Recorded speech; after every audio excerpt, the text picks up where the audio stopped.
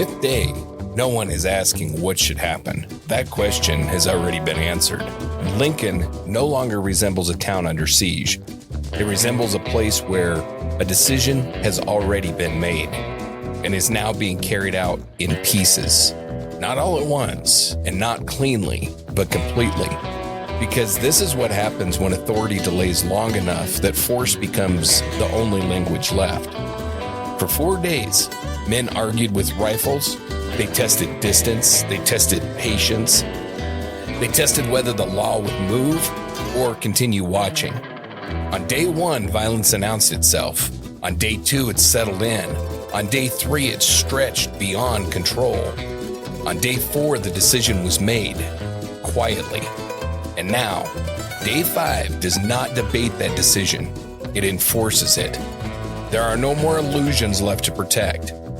Not about neutrality, not about restraint, not about who is responsible. Because by now, everyone understands something they did not fully accept before. The siege was never going to end on its own. It was always going to be ended.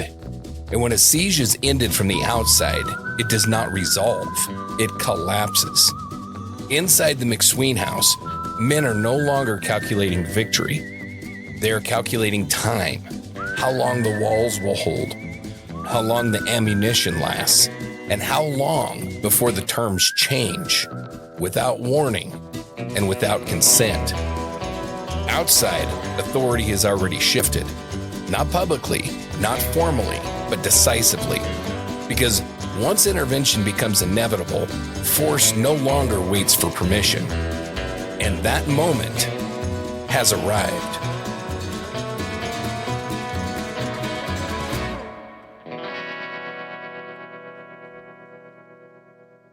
By the 5th day, this is no longer a conflict between factions. It is no longer Regulators versus the House. It is no longer even about Lincoln. It is about what happens when law waits too long to act and is forced to act all at once. Because when that moment comes, there is no careful correction, no measured response, no clean line between order and destruction, only outcome. Day 5 does not ask who is right. It shows what happens next. Welcome back, listeners, to Dark Dialogue, Gallows and Gunfights. This is the final day of the Lincoln siege. For 4 days, Lincoln held under pressure, under gunfire, isolation, and a kind of restraint that was already starting to crack. By yesterday, that restraint was gone. The civilians had left, the town had emptied, and the decision to intervene had already been made, whether anyone said it out loud or not. Today isn't about escalation, it's about consequence, because once a siege reaches this point, it doesn't resolve, it breaks. And when it breaks, it does not do it cleanly, it does it all at once. Now, if you've been following this series, you already know this isn't the version of the Old West built on myths or clean endings. This is what actually happens when power, delay, and violence collide in the same place for too long. No matter where you're listening, be it Spotify, Apple, YouTube, whatever platform, make sure that you're following the show, leave a review, and share it with someone who wants the real history, not the polished version. Day 5, the end of the Lincoln siege. Let's step back into Lincoln. By the morning of day 5, the violence hasn't ended, but it has changed. The chaos of the earlier days is gone. There's no more sustained exchanges, no more movement across open ground, no more attempts to take the street. What remains is something quieter, more deliberate. Shots still come, but they come one at a time, from behind walls, from rooftops, from positions that no longer need to prove anything. This is no longer a fight for control. It's a wait for outcome. And the town reflects it. Lincoln doesn't wake up. It just lingers. Windows are gone. Doors hang open or splintered. Adobe walls carry the marks of 4 days of rifle fire. And where there were once families, there's nothing. The civilians are gone. not evacuated, not escorted, gone because they understood something before anyone had to say it out loud. This place is not going to be saved. Inside the McSween house, the siege has narrowed to a single point. This is no longer one position among many. It is the position.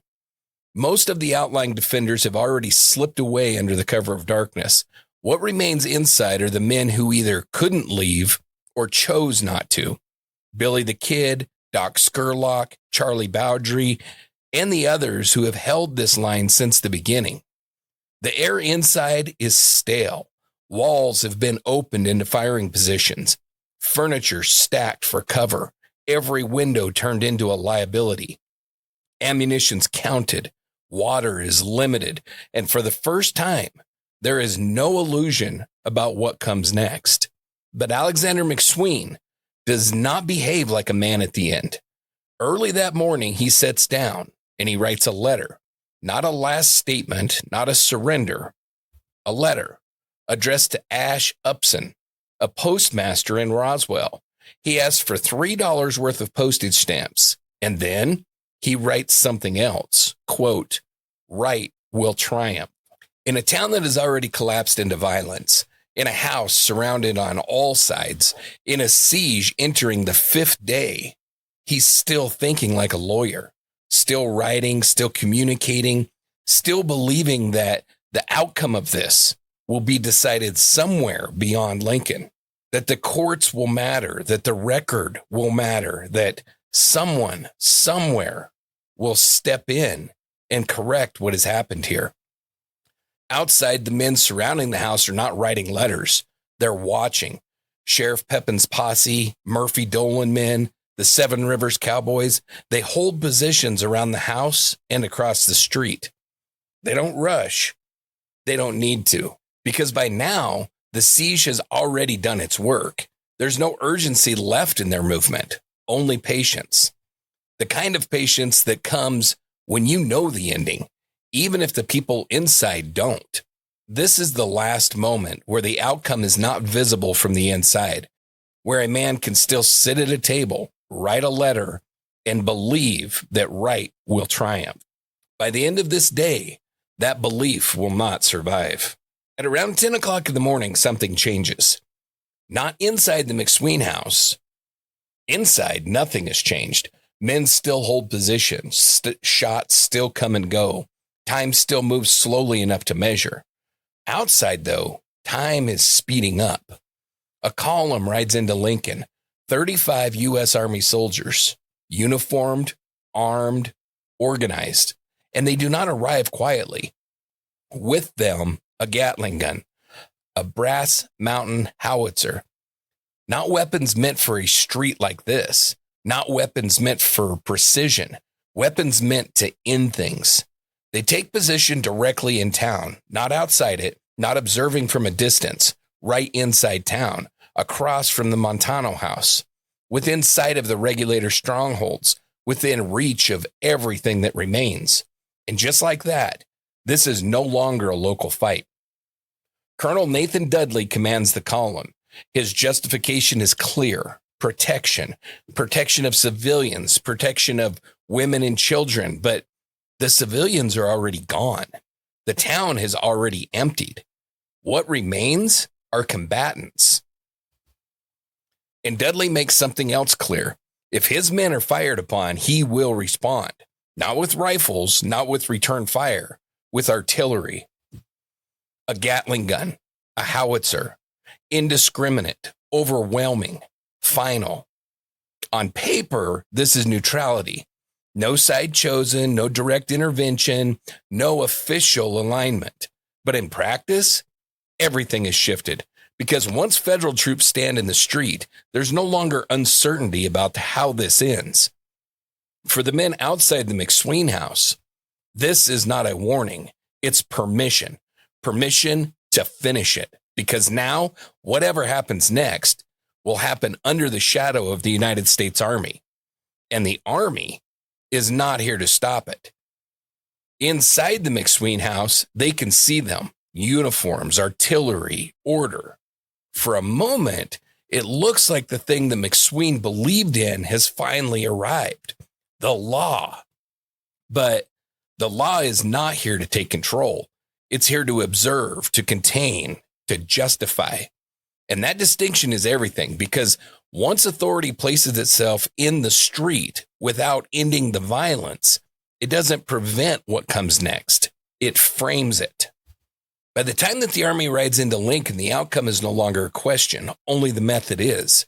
And that method is about to change. The moment that the army takes position, the fight changes, not because of what they do, but because no one else can do any more. For 4 days, the Regulators have survived on one advantage.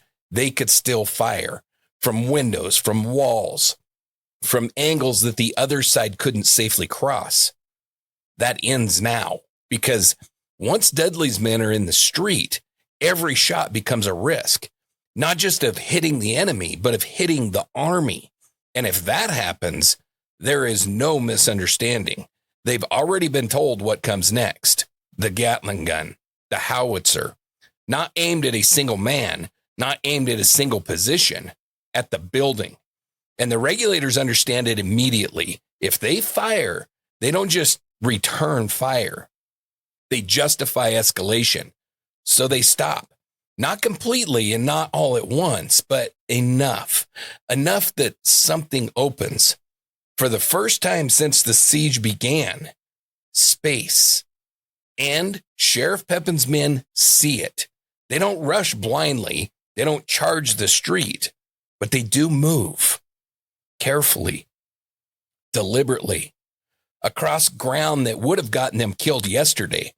They use fences, outbuildings, walls, and one by one, they take the positions they couldn't reach before. The houses, stables, in the shadows, everything that can see the McSween house. And with every position that they take, the space around the house shrinks. Front, the flanks, the rear, until it's no longer a siege.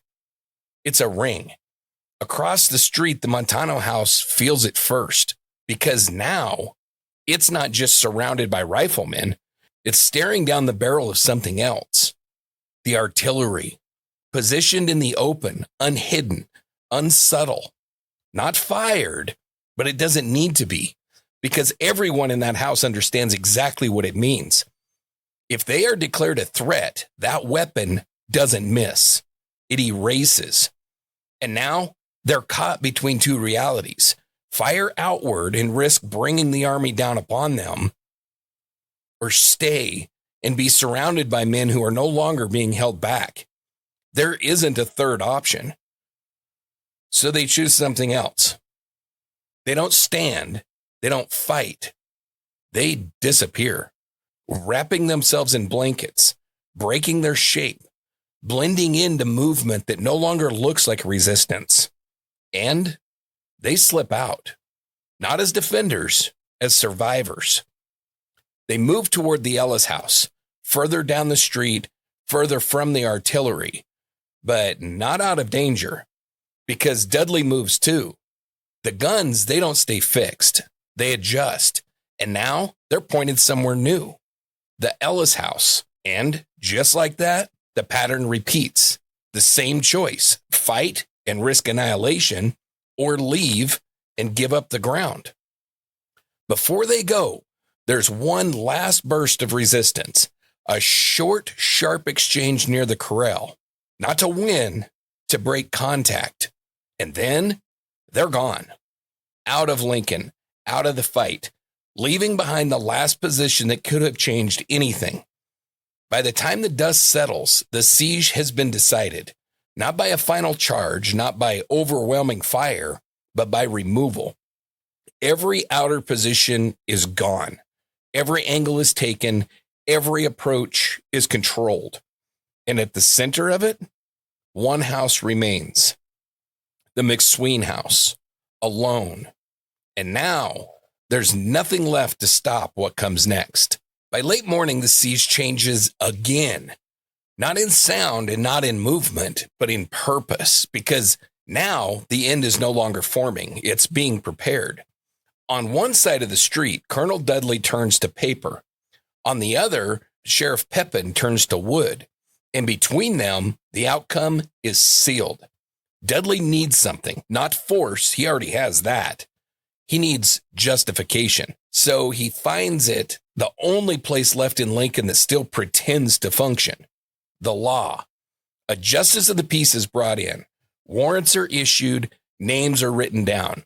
Billy the Kid, the Regulators, all the men inside the McSween house. And just like that, they are no longer defenders. Now they're fugitives. On paper. Nothing changes physically. No attempt is made to serve those warrants.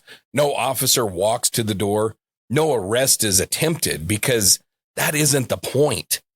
The point is that now what happens next can be explained away, not as an attack, as law enforcement.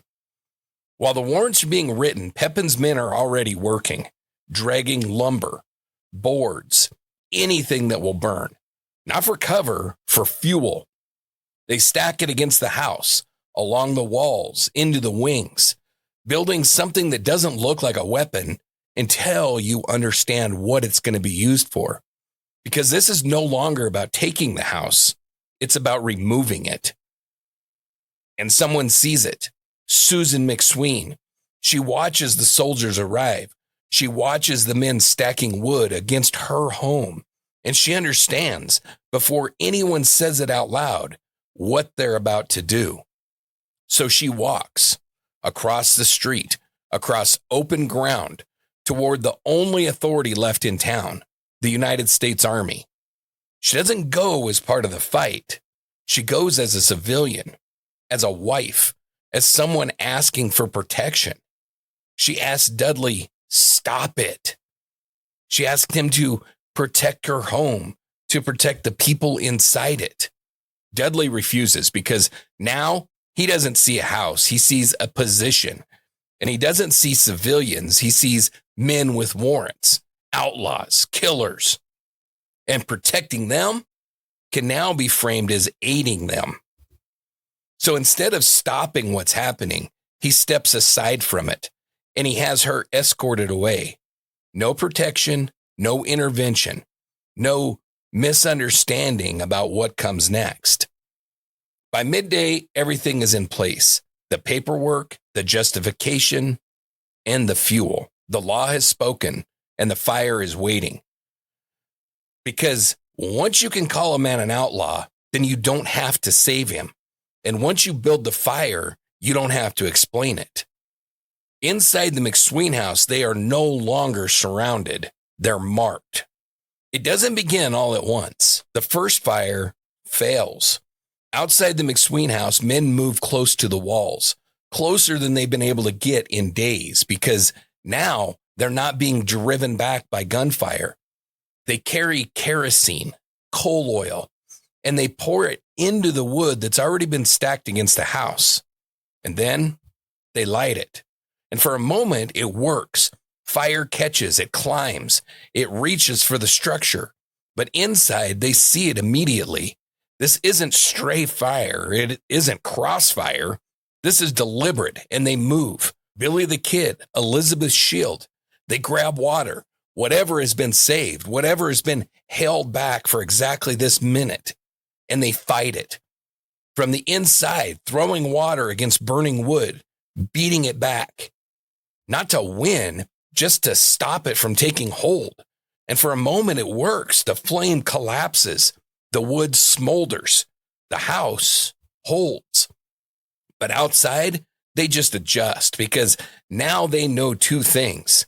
The house can burn, and the people inside can't stop it forever. Around 2:00, they try again. This time, they don't aim for the walls. They aim for the weakness, the summer kitchen, a lighter structure, more wood, more air, more vulnerable. They soak it. And this time, when the match is struck, it doesn't hesitate.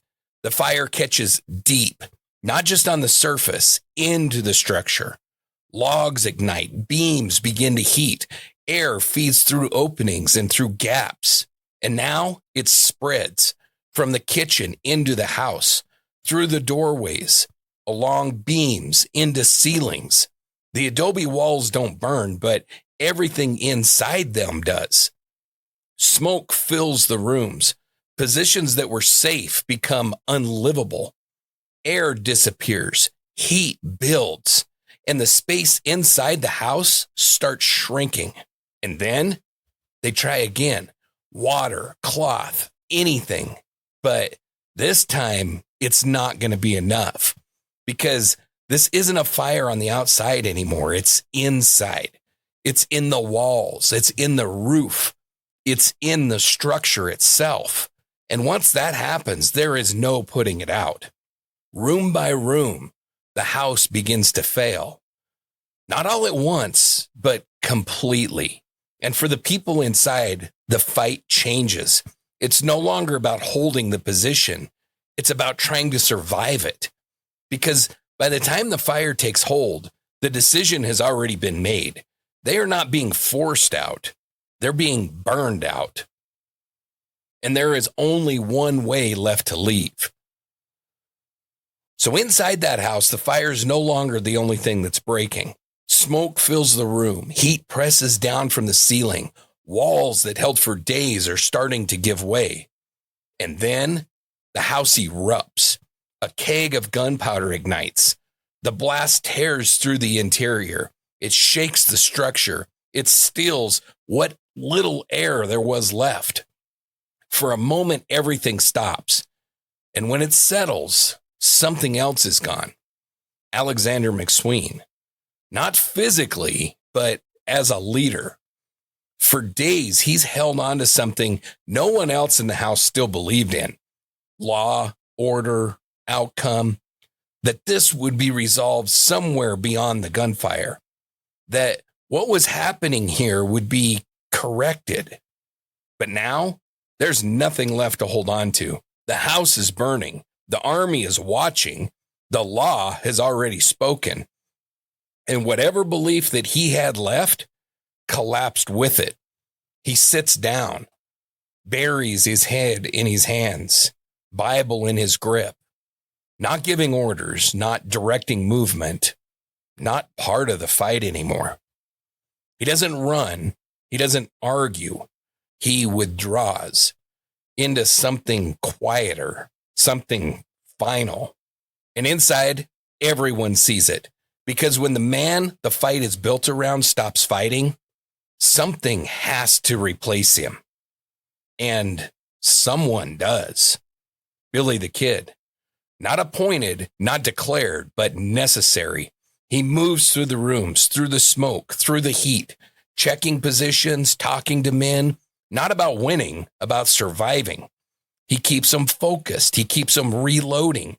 Keeps them watching the windows, shifting away from rooms that won't hold. And more importantly, he keeps them from breaking, because panic will kill him faster than the fire will. So he does something else. He talks. He tells jokes, keeps his voice steady, not because the situation is good and not because it's funny, because it isn't. But he gives them something to hold on to, even if it's not true, because belief doesn't matter anymore. Function does. And just like that, the house changes. Not physically, that's already happening, but structurally.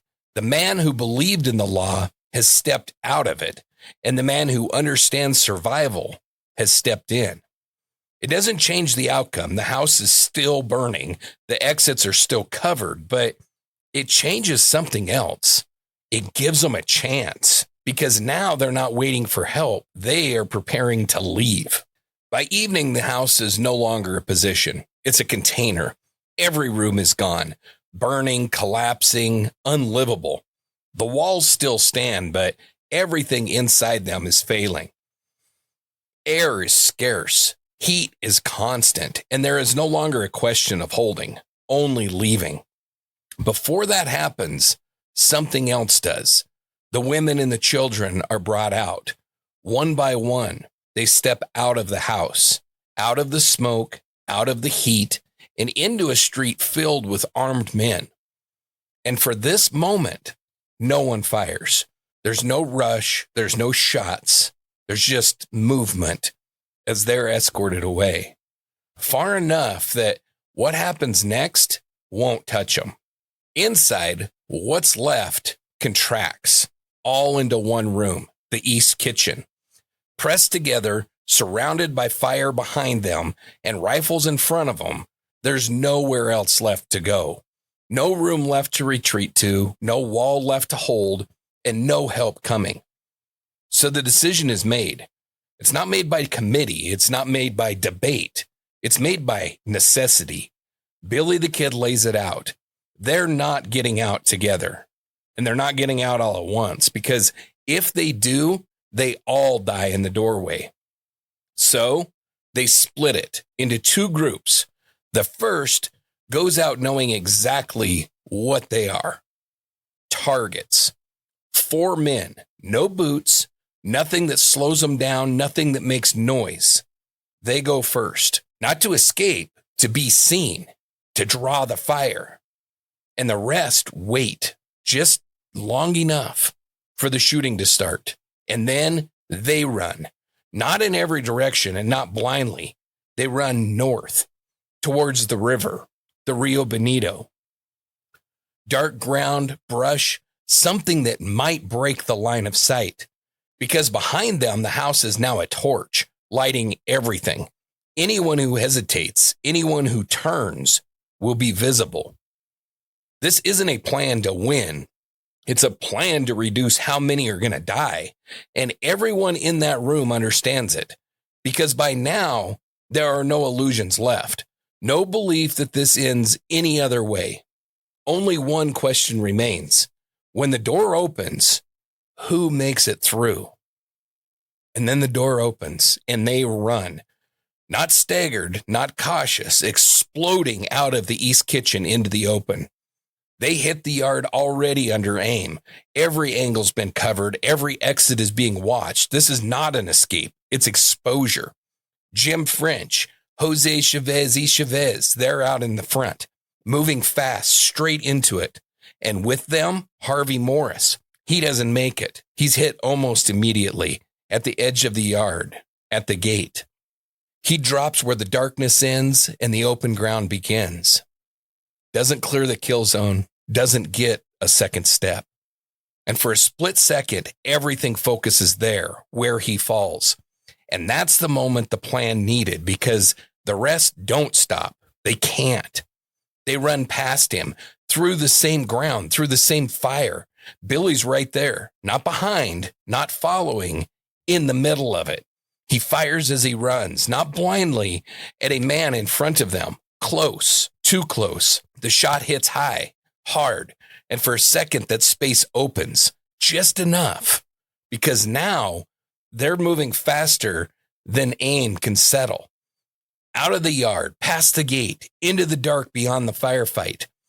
Behind them, the house burns, lighting the shooter, silhouetting everything that stays. In front of them, darkness, brush, uneven ground, the Rio Bonito. They angle towards it, not slowing, not stopping, until the light falls away behind them. And finally, they hit cover. They drop low into the brush, into the shadow. Alive. Not all of them, but enough, because that was the gamble. And for a handful of men, it worked. Behind the house, the plan doesn't hold. The first group is gone, through the yard, through the fire, into the dark. But the second group hesitates. They make it into the shadows, out of the doorway, out of the worst of the light, but they don't run. Not yet. And that moment is everything, because the window they were given is already closing. The men outside are adjusting. Rifles turn. Eyes follow movement back towards the house. And now there is no confusion left. They're still there. Alexander McSween steps out of the shadow into the firelight, and he says, quote, "I shall surrender." From behind him, another voice cuts through it. Quote, "I shall never surrender." And that's it. No more delay, no more decision, just shooting. At distance too short to miss, McSween is hit again and again. He goes down where he stands. No time to fall back, no time to recover.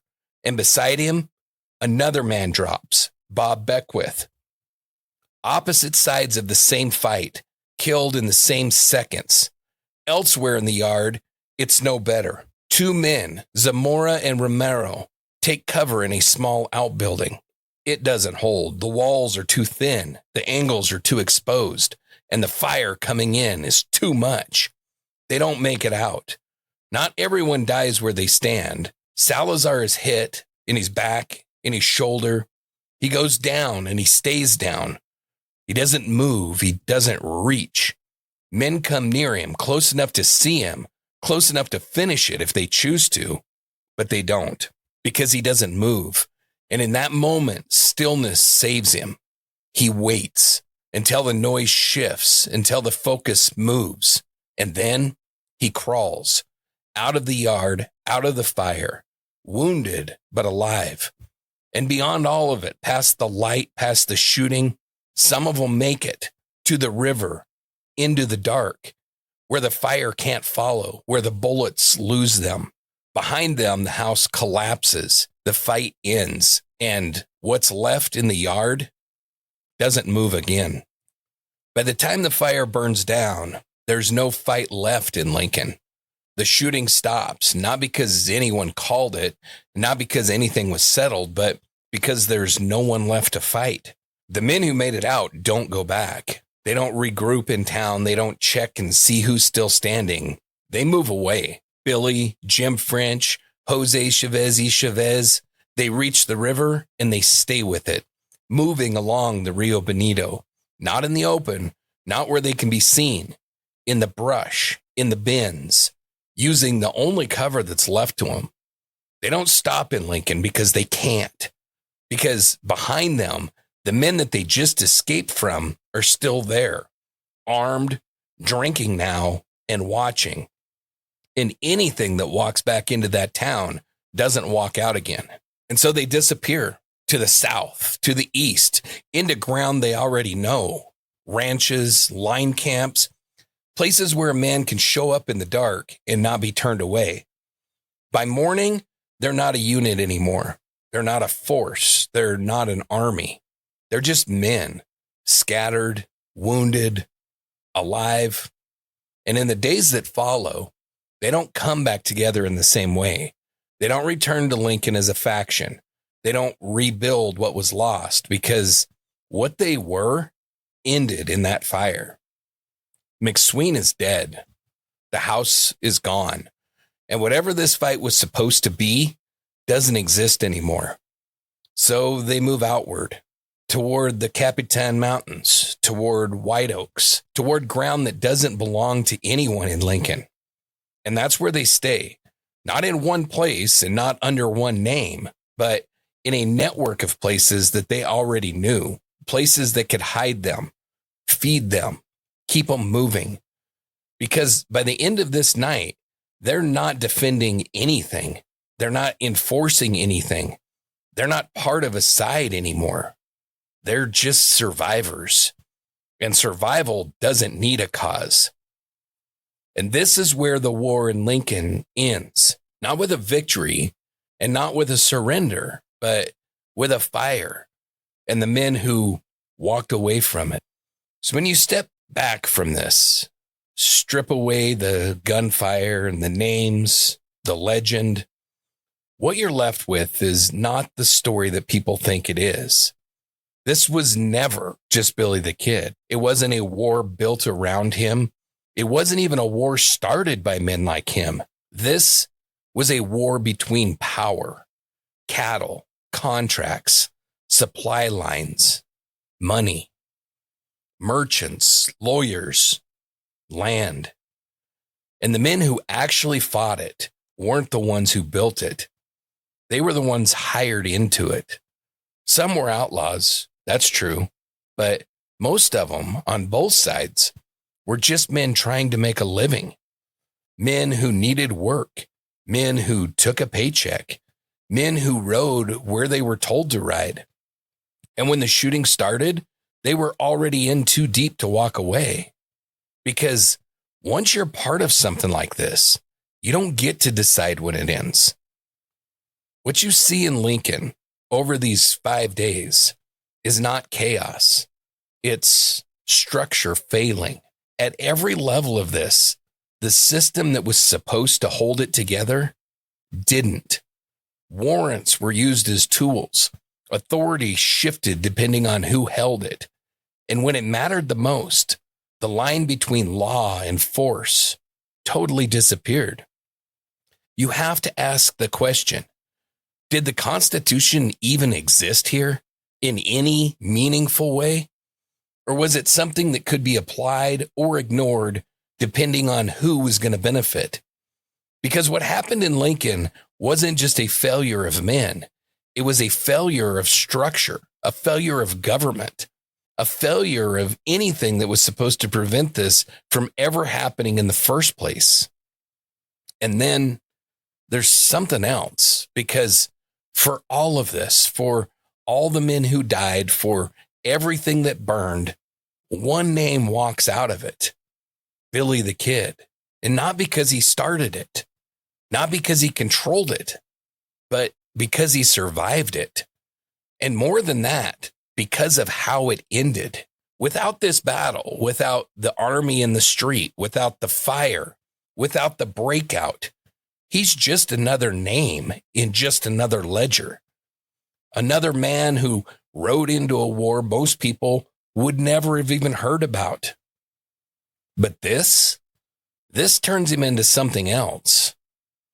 Because once the military steps into a civilian conflict, once that line is crossed, then the story stops being local. It becomes something much bigger. It becomes something people are going to remember. And that's what this becomes. Not just a war in Lincoln, but a moment where everything that was supposed to hold didn't. And the men inside it paid for that failure. And that's where this ends. It doesn't end with victory, and it doesn't end with surrender. It ends with a fire. It ends with men running away from it to try to save their lives. Because what happened in Lincoln over those 5 days didn't just end a fight. It completely changed what came after. Up to this point, Billy the Kid has been a part of something. He was part of Tunstall's side. He was part of McSween's faction. He was part of a war that he didn't start, part of a system that was already broken before he ever even stepped into it. But when that house burns and McSween dies, that structure disappears. And what's left is Billy on his own. No patron, no protection, no cause to stand behind. Just a man who survived something that most didn't. And from this point forward, he doesn't fight someone else's war. He starts writing his own. And that's where the story really changes, because what comes next is what turns Billy the Kid from a name in a conflict into something people remember. So that's where we're going to go next. Until then, though, this has been Dark Dialogue, Gallows and Gunfights, the show where the Old West takes a stand and history's forced to answer for itself. No matter what platform you've been listening on, be sure to like and follow the show, leave a review, and share it with someone who still believes that these stories were simple, because they weren't, and they never were. Keep listening, keep researching, keep learning, and make the guilty face the gallows.